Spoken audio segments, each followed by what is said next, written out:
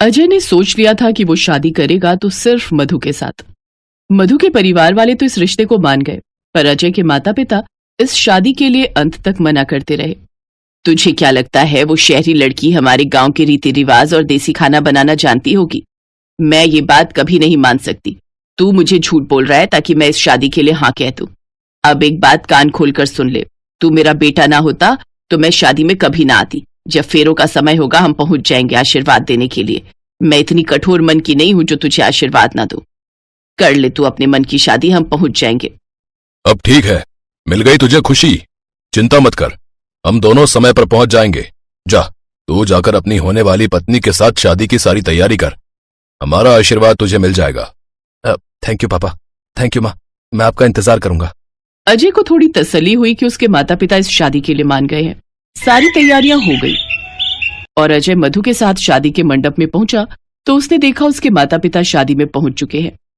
मधु अजय के माता पिता के पैर छूती है। अभी भी अजय के माता पिता का मुंह बना हुआ था। अजय और मधु की शादी संपन्न होती। अजय, तेरे ताऊजी, ताईजी, चाचा चाची, मौसी, बुआ सब रिश्तेदार आए हुए हैं। हम सबको एकदम जाने के लिए तो कह नहीं सकते। सब बहू के हाथ की पहली रसोई का कुछ अच्छा खाना चाहते हैं, इसलिए सब 2 दिन तेरे घर पर ही रुकेंगे। हाँ माँ, चिंता मत करो, मेरा फ्लैट बहुत बड़ा है, सब आराम से रुक जाएंगे। ठीक है, तो फिर अब शादी हो ही गई है तो अब सबको घर ले चल। ठीक है बाबूजी, मैं अभी इंतजाम करता हूँ। अजय मधु के पापा से बात करता है और कुछ ही देर में गाड़ियों में सब रिश्तेदार अजय के फ्लैट पर पहुंच जाते हैं। अगले 2 दिन तक सभी करीबी रिश्तेदार वहीं रुकते हैं। सारे रिश्तेदार रुके हुए हैं। तुम्हारी पहली रसोई है, इसलिए तुम्हें हमारे गांव के हिसाब से देसी खाना बनाना है, वो भी मिट्टी के चूल्हे पर। मैं जानती हूँ तुम शहर की हो, शहरी खाना बनाना जानती हो, वो भी गैस चूल्हे पर, इसलिए मुझे थोड़ी चिंता हो रही है। इसमें मैं तुम्हारी कोई मदद भी नहीं कर सकती। सारा रसोई का काम तुम्हें अकेले ही करना है। जी माँ जी, आप टेंशन मत लीजिए, मैं सब बना लूंगी। बिमला, तूने अपनी शहरी बहू को चूल्हे पर खाना बनाने के लिए कह तो दिया है। तुझे लगता है तेरी बहू चूल्हे पर रोटी बना पाएगी, और वो भी हमारे गांव की तरह देसी शुद्ध घी में बनी हुई सब्जी रोटी? जेठानी जी, करवाना तो पड़ेगा ही, रिवाज है, अब भले ही ये शहर की है। मैंने तो बोल दिया है, अब देखो क्या करती है। मधु रसोई में जाने लगती है कि तभी अजय उसके पास आता है। मधु, तुम तैयार हो ना? हाँ मैं तैयार हूँ, बस कुछ देर और। अच्छा आप मेरे साथ छत पर चलो, मुझे चूल्हा तैयार करना है। ठीक है, मैं तुम्हारे साथ चलता हूँ। अजय के माँ पापा और बाकी रिश्तेदार बैठे हुए देख रहे थे। मधु छत पर जाती है और एक चूल्हा बनाकर तैयार कर देती है। अब आती है खाना बनाने की बारी। मधु बहुत ही बढ़िया शुद्ध देसी घी से भरपूर सब्जी दाल तैयार करती है, और वो भी चूल्हे पर। बिमला, खाने की खुशबू तो बहुत अच्छी आ रही है। हाँ आ तो रही है, और मैंने देखा है बहू चूल्हे पर सारा खाना तैयार कर रही है, वो भी देसी तरीके से। अरे मदन, खाना बनने में कितनी देर है भाई? सभी रिश्तेदार पूछ रहे हैं कि बहू के हाथ का देसी खाना कब मिलेगा? बिमला, एक बार जाओ तो बहू से पूछो खाना तैयार होने में कितनी देर है। हाँ मैं जाती हूँ। मधु सारा खाना तैयार कर चुकी थी। माँ जी, मैंने सोचा जब पहली रसोई में खाना बना रही हूँ तो क्यों ना खीर भी बना लूं, क्योंकि हर शुभ काम की शुरुआत मीठे से ही तो होती है। मैं ठीक कह रही हूँ ना माँ जी? तभी विमला की जेठानी और ननद भी आ जाते हैं। भाभी, मधु तो बहुत समझदार है, इसको तो चूल्हे का सारा खाना बनाना आता है। बुआ जी, मेरी दादी ना जब मैं छोटी थी तो कभी कभी चूल्हे पर रोटी बनाया करती थी, तो मैं भी उन्हें देख देख कर बनाना सीख गई।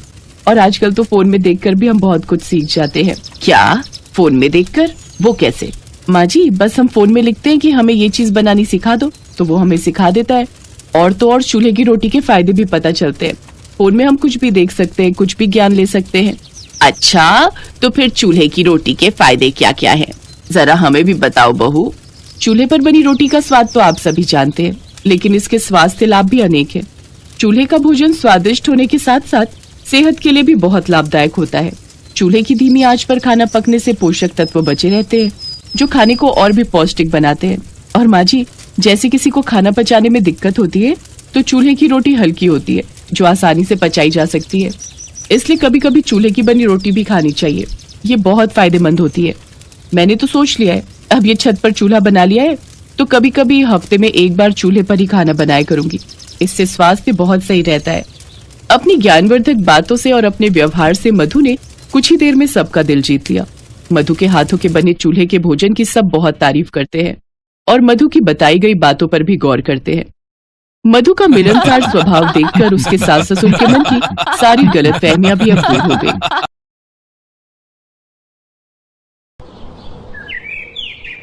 माँ, बिट्टू की गर्मियों की छुट्टियां पड़ गई हैं और ये जिद कर रहा है शहर में चाचा चाची के पास जाने की। हाँ तो चल पड़ते हैं ना। वैसे भी रजत और निशा बहू को गांव में आए हुए सालों बीत गए हैं, इसी बहाने हम उनसे मिल भी लेंगे। ये ठीक रहेगा। मैंने भी शहर सिर्फ फिल्मों में ही देखा, इस बार घूम भी आएंगे। मैं आज ही सामान बांध देती हूँ, लेकिन मैं पहले ही कह देती हूँ, मैं अपनी धनों को अकेले छोड़कर नहीं जाऊंगी, मैं इसे भी अपने साथ ही ले जाऊंगी। हाँ हाँ ठीक है माँ, तुम उसे भी ले चलो, इसी बहाने बेचारी धन्नो भी शहर घुमाएगी। वर्मा परिवार के सभी सदस्य शहर में रहने वाले अपने बेटे बहू के बताए हुए पते पर पहुंच जाते हैं।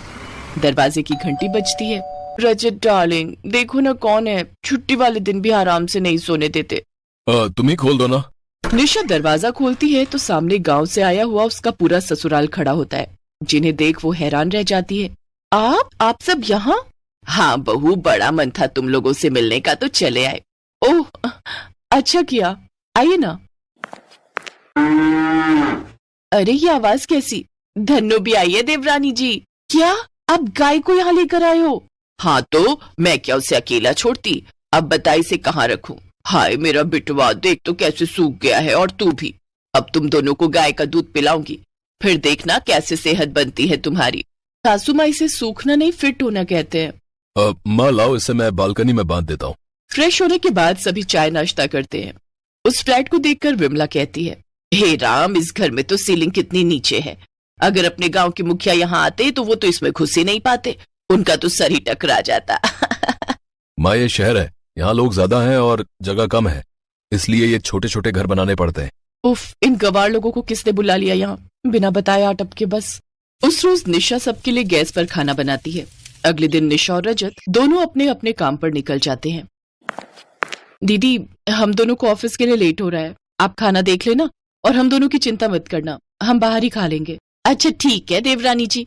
निशा एक मॉडर्न लड़की थी, उसकी और रजत की लव मैरिज हुई थी। वो भी अपने पति के साथ उसी की कंपनी में नौकरी करती थी। वो शहर में ही रहते थे। कुछ देर बाद वो दोनों ऑफिस के लिए निकल जाते हैं। उनके जाने के बाद विमला हाथ में लोटा और नीम की टहनी लिए बालकनी में जाती है। नदी ना सही, बालकनी ही सही। फिर विमला जैसे ही कुल्ला करती है तो वो पानी सीधे नीचे जा रहे मल्होत्रा जी के हाथ में लिए हुए मिठाई के डब्बे पर जा गिरता है। अरे कौन है? कौन पागल है? किसके घर से ये मेघ बरस रहे हैं? ये देखने के लिए जैसे ही मल्होत्रा ऊपर की तरफ देखता है, विमला जैसे ये देखती है वो झट से अंदर भाग जाती है। मल्होत्रा जी को समझ ही नहीं आता आखिर कौन से फ्लोर से उनके ऊपर पानी आकर गिरा। चलो अच्छा है, यहाँ इतनी सारी मंजिलें हैं कि उस मुए को पता ही नहीं चलेगा कि आखिर पानी आया कहाँ से। वहीं दूसरी तरफ चंदर नहाने के लिए बाथरूम में जाता है। क्या 4 दीवारों का घेरा बना दिया है और कहते हैं गुसल खाना बना है? इतनी छोटी सी जगह में तो इंसान का दम ही घुट जाए। आते वक्त मैंने नीचे एक पार्क देखा था, हाँ वहीं खुले में जाकर नहा लेता हूँ, फिर पास में ही जो मंदिर था उसमें पूजा भी कर लूंगा। चंदर बाल्टी उठाकर पार्क में नहाने चला जाता है। सोसाइटी वाले उसको देखकर उसका खूब मजाक उड़ाते हैं। उधर गांव की गवार जेठानी गैस पर खाना बनाने लगती है, लेकिन उसे गैस ऑन करनी ही नहीं आती। फिर वो अपने साथ लाई हुई लकड़ियों को निकालती है और पार्क से जाकर मिट्टी खोद कर ले आती है।